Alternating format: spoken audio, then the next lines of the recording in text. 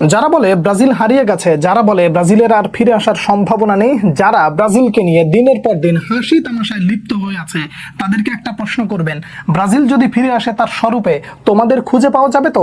এই প্রশ্নটা এই মুহূর্তে কেন এজন্য করবেন? একজন কার্লো আনচেলত্তির জন্য গোটা ব্রাজিল ভক্তরা কিভাবে অপেক্ষা করেছিল সেটা ধীরে ধীরে ফল পাওয়া শুরু হয়েছে।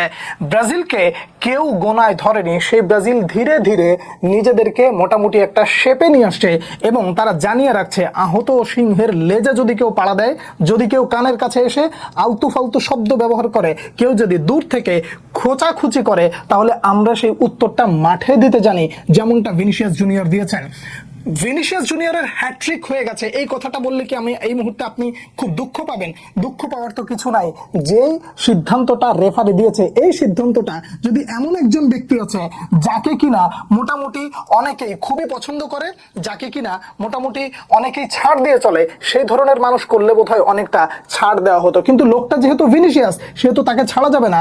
ভুল হোক আর যেমনিই হোক, যেভাবেই হোক, তাকে মোটামুটি সাইড আউট করতে পারলেই বাঁচি। এই ধরনের মানসিকতায় বোধহয় দেখলাম যেটা ফাউল হয় না সেটাই ফাউল হলো এবং শেষ পর্যন্ত এই ছেলেটার নামের পাশ থেকে একটা গোল কেটে দেওয়া হলো। তারপরেও কি সে থেমেছিল? থেমে থাকেনি। ভিনিসিয়াস জুনিয়র নিজের ক্যারেক্টারটা বলে দিয়েছেন যে আমি মেইন ম্যান হতে জানি এবং এই আনচেলত্তির কথা আসলে আমি কিভাবে শুনি, এভাবেই শুনি যেভাবে তিনি বলে। তিনি মাঠে নামার আগে বলেছিলেন কার্লো আনচেলত্তি আমাকে দুই ডিফেন্ডারের মাঝখানে বেশি সময় কাটা, মানে বেশি সময় পার করতে বলেছেন, ডিফেন্ডারদের চোখের আড়ালে কিছু সময় থাকতে বলেছেন। আমি সেই কথাগুলো শুনেছিলাম বিধায় আগের ম্যাচে গোলটা পেয়েছি। ঠিক সেই কাজগুলোই এই ম্যাচে স্কটল্যান্ডের বিপক্ষে করলেন।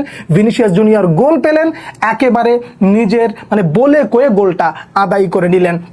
ভিনিসিয়াস জুনিয়রকে কি আসলেই থামিয়ে রাখা সম্ভব?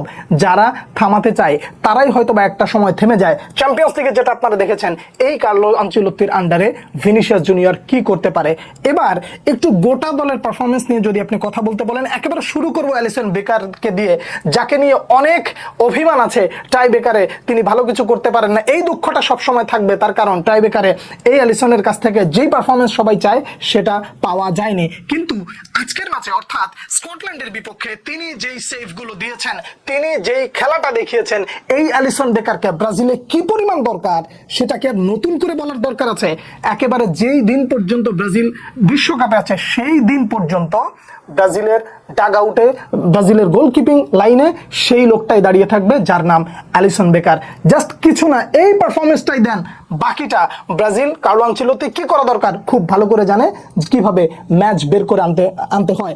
এবার ডিফেন্ডিং যে জায়গাটা আছে সেই জায়গাটা নিয়ে যদি একবার বলতে বলেন, তাহলে একেবারে পরিষ্কার কথা, গ্যাব্রিয়েল মেগালাস এই মুহূর্তে বিশ্বসেরা ডিফেন্ডার। আর কোনো কথা হবে না ভাই, আর কোনো কথাই মুহূর্তে বলতেই চাই না। বিশ্বসেরা ডিফেন্ডার এই জন্যই বলতে চাই, চ্যাম্পিয়ন্স লিগে তার যে দক্ষতা ছিল সেটা সে দেখিয়েছে, আর্সেনালে যে দক্ষতা ছিল সেটা সে দেখিয়েছে, এবং ব্রাজিলে আসার পর যেভাবে দায়িত্ব নিয়ে মোটামুটি একেবারে মানে ডিফেন্সটা সামলাচ্ছেন, এইটাকে আসলে আপনি কোন শব্দে বর্ণনা করবেন? যেই শব্দই বলেন না কেন সেটা কম হয়ে যাবে। মার্কুইনহোস আনবিলিভেবল, তাদের এই দুইজনের জুটিটা আসলে দুর্দান্ত। ডিফেন্সে সব থেকে বেশি মন কেড়েছে আমার গ্যাব্রিয়েল মেগালাসের সাথে ডগলাস সান্তোস।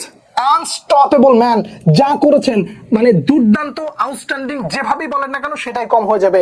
এই লোকটাকে নিয়ে খুব বেশি মাতামাতি করতে চাই না, শুধু বলবো যে কার্লো আনচেলত্তির একটা গোপন অস্ত্র হিসেবে থেকে গেল। মিডফিল্ডে আসেন, ব্রুনো গিমারাইজ যখন ভেতরে ঢোকার মানে প্রয়োজন মনে করেছেন, ডিবক্সের মধ্যে থেকে ঢুকে গেছেন, বক্স টু বক্স যে কানেকশনটা তৈরি করেছেন রায়ানের সাথে, যে মিশেলটা হয়েছে, এই মিশেলটা তো আমরা রাফিনহার ক্ষেত্রেও দেখি নাই, যে ব্রুনো গিমারাইজের সাথে ওই রাইট সাইডের জায়গা থেকে যেই সুন্দর একটা মিশেল আমরা দেখতে পেলাম।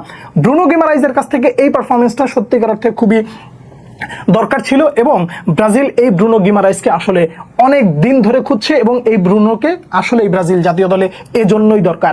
রায়ান একটা গোল মিস না করলে অবশ্যই তার নামের পাশে একটা গোল যুক্ত হতে পারতো, কিন্তু তারপরেও রায়ান যেটা করেছে এবং কার্লো আনচেলত্তির মন জয় করে ফেলেছে রায়ান, আপনি আর কোনো কথাই জায়গা বলতে পারবেন না। এইটুকু ছেলে ইংলিশ প্রিমিয়ার লিগে দুর্দান্ত দাপিয়ে বেরিয়েছে এবং ব্রাজিল জাতীয় দলে এসে যা শিখায় দেওয়া হয়েছে ঠিক সেটাই করেছে। ম্যাথিউস কুনহা, আলাদা কিছু বলার আছে? সেই তার ট্রেডমার্ক ডান্সটা আপনি হয়তো বা একা একা একটু করে নিতে পারেন।